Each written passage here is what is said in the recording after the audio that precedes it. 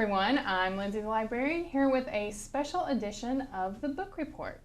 I'm joined today by Michelle Gable, who is the best-selling author of A Paris Apartment, which made the New York Times and USA Today bestseller list.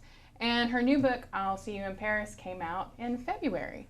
So thank you for joining us. Thank you for having me. Michelle. I'm thrilled to be here. All right. Well, before we start talking about the books, let's talk a little bit about you. Okay. So how did you get into writing? Have you always wanted to be a writer? So when I was young, I showed an interest in writing. And so for my 10th birthday, my parents gave me a book called Someday You'll Write. They saw in me that I loved to do this. And from then on, I just wrote all the time. I'm still really good friends with a lot of my my elementary and junior high friends. And they joke that I would make them do writing groups for play dates instead of, prank calling people or trying on clothes. That sounds fun. Yes. They did not think it was fun, but I thought it was wonderful. And so I just wrote and wrote and wrote. And I went to high school and then graduated high school, and I went to the College of William and Mary in Virginia, and I majored in accounting because, that's what aspiring writers do. I also, I love to write, but I like to eat and pay rent and all that good stuff. So I knew I needed a career that had a steady paycheck, and I like finance and math and numbers, and I really think it actually helps with the writing because you do need the structure and that balance. And so I just kept writing as a hobby, and if you didn't know me really well, you might not have known this about me. And finally, it was my 31st birthday. I said to my husband, I think I'm going to do something with this writing thing. And I knew I wanted to go the traditional publishing route, so I knew you needed to find an agent, and there's various steps. And so I did that. I got an agent. She shopped a few books that did not sell, and after a particularly disappointing failed auction for a book, she sent me a link to an article about an abandoned apartment in Paris that had been found. It had been locked up 70 years, filled floor to rafters with, artwork and the most amazing pieces, furniture, and that became the basis for my debut novel, A Paris Apartment. And that came out a few weeks before I turned 40. So I started writing at 10, declared my intentions at 31, and got published at 40. And at the launch of A Paris Apartment, my parents gave me the book that they had given me for my 10th birthday, same book. There's a dog that got chewed up with all my little markings in it. So it was a really cool moment. That's the sweetest story ever. Thank you. It was just really special. Were the earlier, when you started writing, did the earlier ones have anything, did they have anything to do with Paris, or were they just? No, they were, a 12-year-old writing about high school kids, because, I knew so much about that. And I remember there was some line about some boy, some love interest, and I described him as tall, almost 5'2". That was my perspective then. This was like even a junior high, but I thought, they're in high school. Yeah.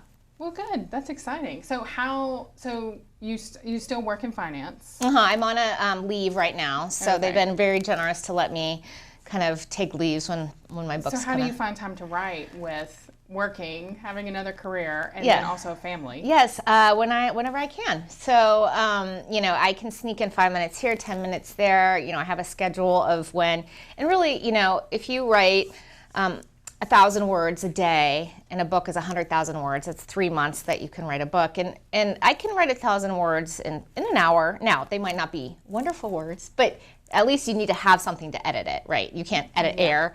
And so anybody can sneak out an hour somehow here and there. Yeah. And so it's just about doing that, whether it's early morning, I'm definitely an early riser, or I wrote most of I'll See You in Paris in pencil, by hand, like at my daughter's softball games. They play competitive softball in the summer, and I didn't want to bring my computer to the gross fields or leave it in my car, and so I just wrote it by hand behind the dugout as they warmed up, and when they're switching between innings, it's a slow-paced game. Yeah.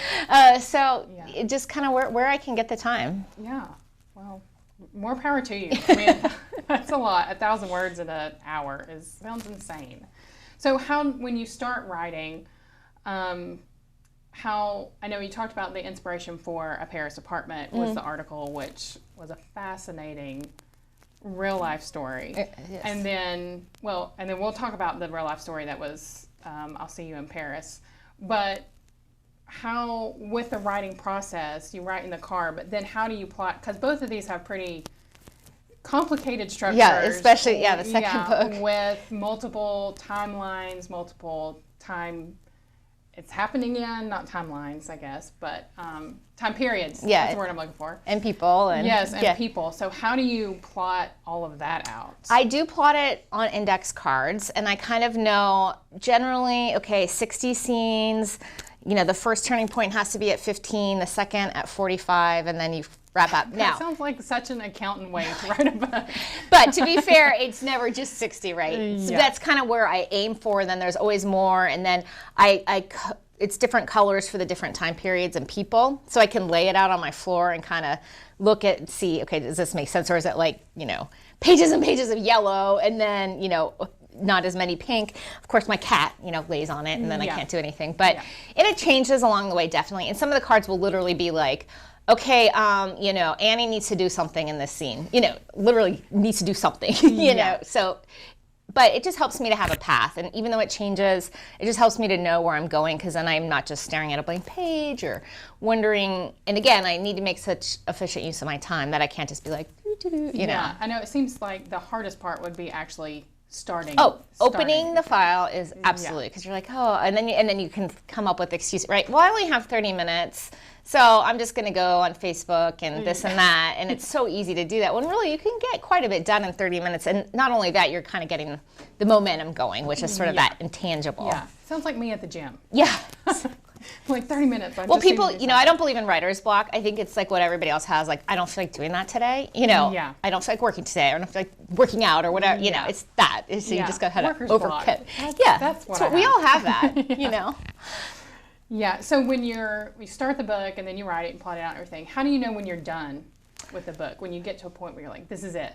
Well, I write it start to finish without doing a ton of editing. I'll edit what I wrote the day before somewhat, and then so I know I get to the end because I know, you know, what the ending will be. So I type like the end and I'm at the end. But then I go through the editing process. Well, I put it aside for a month to kind of just give myself space. And then I go back and then I go through the book several times, start to finish.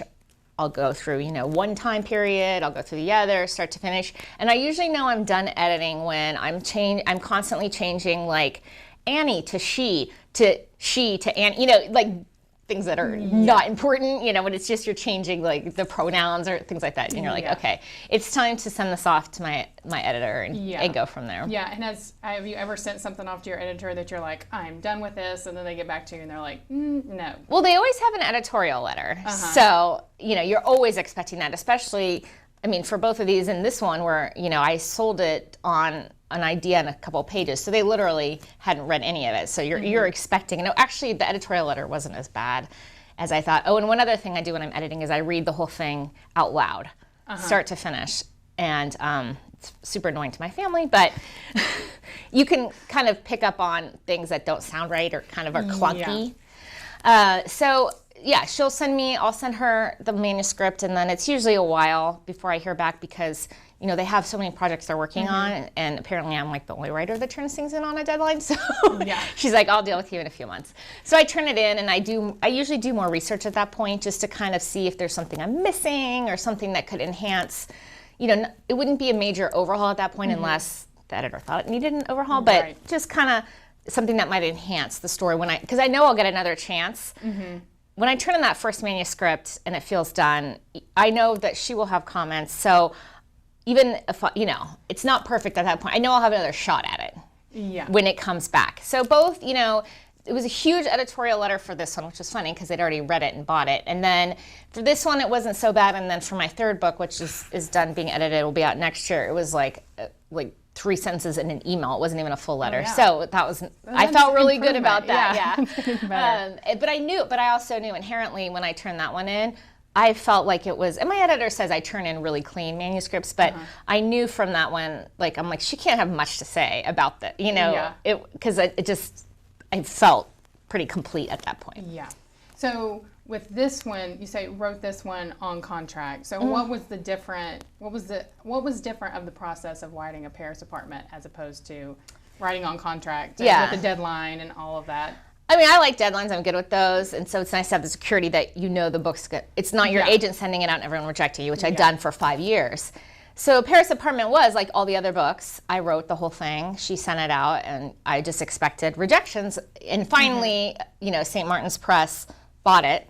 and they had a ton of changes. And that one was a tougher process only because books, and I'm sure you know this from your job, but books come in seasons, right? You have spring, summer, fall, winter, and they wanted it to be, an April book, and we sold it in May. So the thing was, you either do it in 11 months or you do it in 2 years. And so we were under a very tight timeline, and it was just, so that was tough, and also because I didn't know what to expect. So they would say, okay, we're FedExing you copy edits. Do you think you can turn those in, 48 hours? I'm like, I really have no idea, because I don't even know what that means. Like, I had no experience. So that part was hard. Just, it felt kind of like a black box, and okay, well, we need your edits your big edits by this date. I'm like, well, I mean, it sounds reasonable, but I really don't know. And that was hard. Like, I was, to get to that deadline, and that was more of a hard deadline because we were in such a time crunch that I knew I had to, I remember having to go to my cousin's rehearsal dinner, and I went to my dad's office, which was by the rehearsal dinner, finishing edits because it was due that day, at midnight, and then I missed most of his rehearsals trying to finish that. So that was harder. This one was intimidating because it was on contract. She hadn't read it, so I didn't know if I sent it to her, she'd be like, yeah, no, I don't like this at all. At least with the Paris apartment, it was written, and that's what they acquired. So they had to like it on some level, So I was really nervous when I sent it. And then if you don't hear back for a while, then you're just like, and it felt like it was good, but again, it was one of those things where I just didn't know. She could just be like, yeah, this does not work at all. Yeah. So that's scary. It was. But she loved it, and so thank God. But that was probably the most stressful part. It wasn't even necessarily the deadline, even though I had a tight deadline. It was just like, okay, here you go. Good luck. Hope you like it. So what's your least favorite part about writing or the writing process? I don't like waiting around for the edit. I mean, that seems like you said, really stressful and kind of scary. And not even that. It's just okay, well, you want to start on something new. I don't like not writing. So when I'm not writing something, which I'm not right now, I get kind of, I want to be writing. And so, but then I'm like, well, I can't start something new because if I get back and then just get back the changes and you're waiting. And so I don't like that. And I'm used to a little more fast-paced industry. And this is not a fast-paced industry, as you know. So that part's kind of hard, or just it's just a business that operates unlike any I've dealt with in my business world. So, that part has just been hard to get used to, I would say. Because it seems like it's coming off a very creative process, and then all the business on the back end is just... And I like the business aspect, but they don't think of things the same way I would think of things, and it's just different. It's just a whole different world. So that part is... but none of it's really... You have enough of a balance of different things, because nothing is ever all at one time. You're not touring all at once. You're not touring for a year. You're not writing 365. You're not, so it's a nice little, kind of do different things. But I do like once the book has been accepted and your edits are mostly done aside from proofreader stuff, and then I can kind of work on the next project. Because I prefer most to be either researching or writing. So when I'm promoting or doing other stuff and I'm away from that, I get kind of like, oh, I want to get back. Yeah. So on the flip side, what's your favorite part about writing? Definitely research. I love to research. I love trying to imagine other worlds. It's not right what you know, but what you want to know. I mean, for example, the modern day protagonist at a Paris apartment works for Sotheby's. She's a high-end auctioneer type. She had a dream job. Right. And wouldn't that be I so wanted to understand her job and what it must be like, because it's so far afield from anything I've ever done, and it seems like it'd be the coolest job. So I really want to delve in to that life. So it's always something like, okay, well, I'm really interested in this sort of topic, so let me just dive head first. And when I saw my third book takes place in Nantucket, and it was inspired by an article I saw in Vanity Fair, and I've always loved Nantucket and Cape Cod and that New England, so I was like, perfect. This is, I'm going to go travel there. I need to do some research. So that kind of thing. Yeah, because both of them are very, even though they do have the modern day, even though this one, the modern day is 2001. Yeah, semi-modern. Day. Yeah. I think the history aspect is probably the most important part, because it informs what's happening in the present. Absolutely. It's very parallel to what's happening. And they're both really great historical storylines that are based on real people and places and events. Real painters and everything. So, and this one, the Duchess of Marlborough in this one, Gladys Deacon. This one. Oh, yeah. Yes. I'm getting my books mixed up. All right, yes, the Duchess in this one. Tell us a little bit about the Duchess, because she was a little bit of an interesting character. She was. I learned about her researching my first book because central to this find in this Parisian apartment was this painting done by Giovanni Boldini, who was a portrait artist of the era, and he painted all the luminaries of the Belle Epoque, the Gilded Age. And I stumbled across Gladys Deacon, and she just struck me immediately. She was born in Newport, but she was raised in Europe, and she definitely considered herself Parisian, even though she's American. And she was known to be the most beautiful woman of her era, but also the most intelligent. And she was constantly trying to learn more about art and literature and math, even, and physics, across the board. She was very wealthy. She was excellent at the stock market, so she was born into wealth and made her wealth even more by her own, cunning. And she bought her first apartment on her own, lived independently in Paris at age 20. And this is like 1906. Yeah, so unusual. Very unusual. Mm-hmm. She didn't marry for the first time until she was 40, which again, for someone so beautiful, so wealthy, especially during that time when the Brits were needing that cash for class exchange. They were needing the American money, Downton Abbey and all that. She married Consuelo Vanderbilt, her best friend, her ex-best friend's ex-husband. And she, at one point she was at a dinner party with her husband, and he was talking about politics, and she yelled at him, "Shut up! Stop talking about politics. I've slept with every prime minister in Europe and most kings. You are not qualified to speak." Yeah. She's just, she was the expert. And Winston Churchill was sitting right next to her. And according to the book, she didn't like Winston No, Churchill they had a big rivalry. And it's funny because at one of my book signings, a woman came up to me, and she's a Winston Churchill scholar. She studied, and she's like, "Oh, he hated her." And they would butt heads constantly. He was her husband's best friend and cousin. And so she was just so fiery, and she was not afraid to stand up to Churchill or anyone else. She would just razz him endlessly just to get on, just to irritate him. And then when her husband died in the 30s, she disappeared from her palace. She didn't, her stepsons kind of thought she was going to hang around and try to milk this Duchess thing for all it was worth. And she's like, "Look, I don't need you. You need me more than I need you because you need my money." And so she left, and no one really knew where she went. And then she turned up in the English countryside in this dilapidated mansion in the 70s, and she was almost 100 years old at that point. And I just thought that was so interesting. But she would deny she's a duchess, but people kind of knew. But she would shoot at people that would come to visit her, send packs of snapping geese, do all sorts of things. She would drive into packs of school children, no one died. Yeah, luckily, I did laugh out loud at that one where it said she was driving and she ran into school children, but she was laughing the whole time. Yeah, that was just, she would drive this car around, which she should not have been driving, and would but then, "Oh, it's an accident," and people were like, "You're just trying to get everybody, or just scare the children and laugh as they all ran away." So I knew she just had so many endless stories. I'm like, she needs to be in a book. Yeah, definitely. She was the best. Although I do love Prue and I love Wynne and all that stuff. And then their storyline takes place in the 70s. Yes. So, and I know that it would have to take place in the 70s because that's when she was living at this old house. Yes. But it also has kind of a Vietnam element to it too. So Prue is a character, and she's young. She's 19. She's lost her fiance in the Vietnam War, and she sees this ad for the helpmeet of a cultured older woman, and the only requirements are a love of literature in the English countryside. Which also sounds like a dream job. Right. So that's what she thinks. How do I get that job? Exactly. And it paid well. It had the it was room and board, and she thinks this is perfect. I don't have she doesn't really have a family. This was going to be her family, and his family's kind of okay, bye.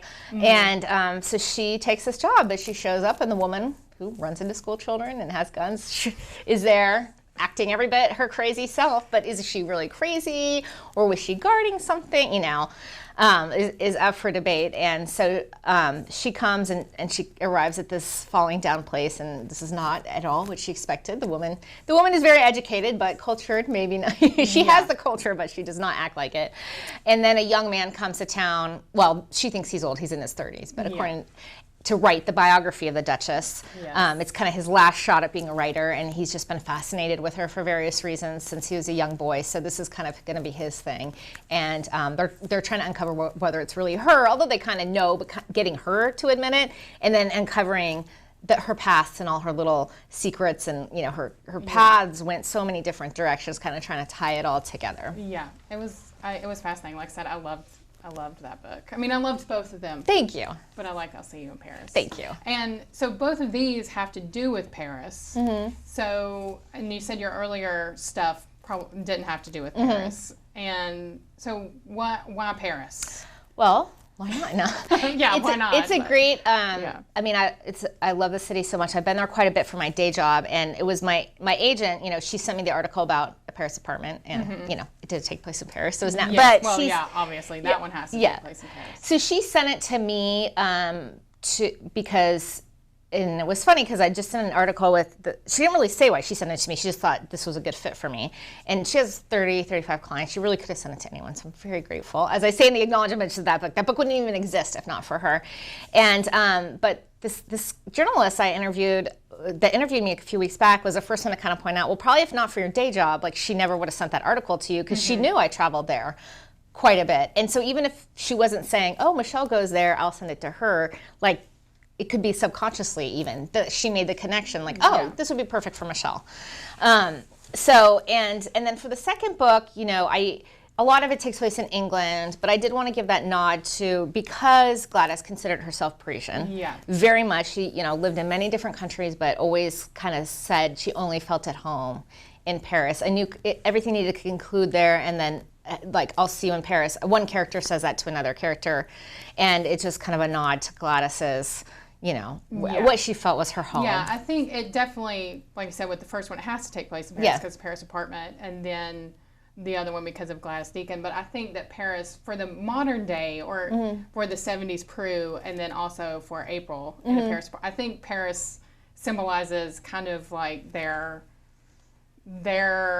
coming into their own. Absolutely. And, it's almost a character in and of itself, and helps them along the way wherever they are in their lives. The thing that's so interesting about Paris is it's like you said, it's such a city of change, and it feels very avant-garde, yet there's all this history, which is very much like many of the characters in the book. So it's that weird combo of having such a rich background, but also feeling like, okay, it's a place for change and for creativity and for moving forward. Yeah. So it's an interesting dichotomy there. And I think it was definitely both of those. Yeah, I think it was definitely all of those things for both of the characters. Thank you. All right, so, and we talked about Boldini, who was in both of them, more of a character in a Paris apartment. Yes. In his portraits, which are beautiful. You should Google them if you haven't. Absolutely. And then both of them have really strong female characters, but then kind of older cantankerous. You get all the spectrum. Yes, of different generations. Yeah, exactly. Yeah, and it's funny because somebody at the tea we did pointed out that the older cantankerous and kind of spitfire type. I'm like, oh, I guess that's true. Yeah. And it does have, especially in this one where you've got people from 19 to 40s, mid 40s. Laurel is in her mid to late 40s, and then you've got the Duchess, but then you also have the Duchess's background from when she was young to when, all the way to 100 years old. Yeah. So are any characters ever kind of loosely based on anybody in your real life? Not usually. I mean, I might take little tidbits, or if something, somebody says something funny. I did make that mistake in A Paris Apartment. April, the modern day character, has a brother named Brian, and he's a minor character, but I have a brother named Brian, and I just wanted, and the character very much reflects him, a surfer, techie guy. Yeah. He's just a nice guy. He's just kind of a good guy, And I did that, and then my mother was like, okay, well, what are you saying about me? And what are you saying about your dad? My sister's like, why was I not in there? And I'm like, okay, it's not supposed to be like, it's just a minor character. My mom's like, what do you think about me? Honestly, like him best. Yeah, and then April's mother, is mom's like, what do you think about my, and so it's just, I won't make that mistake again. Yeah, well, I think I'll hide it better. Yeah, I think your dad should be more mad about that one than your mother. Yeah, I guess that's true. Yeah, definitely. So let's see, we've talked about that. So, and you've kind of touched on the current book, or your next book that's coming out since you're done. that takes place in Nantucket. Yes. So it's not in Paris. No, it's not. But it's still a cool destination. Yeah, and right? it's coming out next May. There's not a firm date, but May 2017, because it's called Book of Summer. So they couldn't really put it out in February like this book. It would be kind of weird. Yeah, yeah. Well, I'm looking forward to that one. Thank you. Hopefully, I'll read it maybe a little bit early. Okay. Perks of being a librarian. Yes, exactly. So what are you currently reading right now? I'm reading a book called The Daughter, and it's by, I just looked this up and now I can't remember the name. It's kind of a thriller, and it's by a British writer, and it's sort of a thriller, kind of that psychological thriller. So, you know that the daughter has disappeared when you enter the story, and then you're going back and forth to a year after she's disappeared, right before she disappeared. And I'm about halfway through, and you don't know why she's disappeared. You just kind of know that something really bad happened, and what is it? So it's going back and forth, and it's a British writer. So it's really interesting, and so far so good. Yeah, I'll have to check it out. And I just finished Ordinary Grace. Again, I can't remember the writer, and it takes place in the 60s in the Midwest, and just one kind of tumultuous summer in this 13-year-old boy's life, and it's really, really, really good. Yeah. All right, good. So what books in your life have you been inspired by the most? And what's your favorite book? I would say the first time I ever felt like, oh wait, this is like a job, and this is and like books are so powerful. I've always been a huge reader, but I don't think I ever contemplated like that they were powerful. I don't think I realized, because I started young, so you're not really contemplating like, why is this important to me? You're just like, I love to read, so I'm going to read as much as possible. But it was A Prayer for Owen Meany by John Irving, which I read in high school, and I just like was so bowled over by that book, and it's the first time I kind of realized it was a career, and that books like meant something and had a deeper meaning than just like, okay, well, I'm going to plow through, and this is how I'm going to spend my time because it's enjoyable.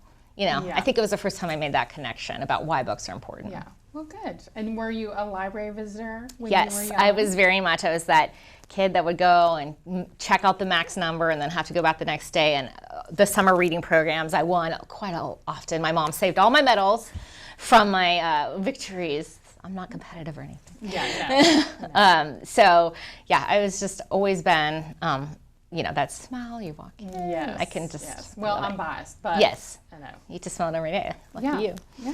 All right. Well, I think that's all the questions I have. Thank you, Lindsay. Thank you so much fun. for coming today, and thank you for coming to the tea. Thank you. It was great. And we'll look for your book next May. But until then, if you haven't read these, you can check them out from the library, or you can buy them.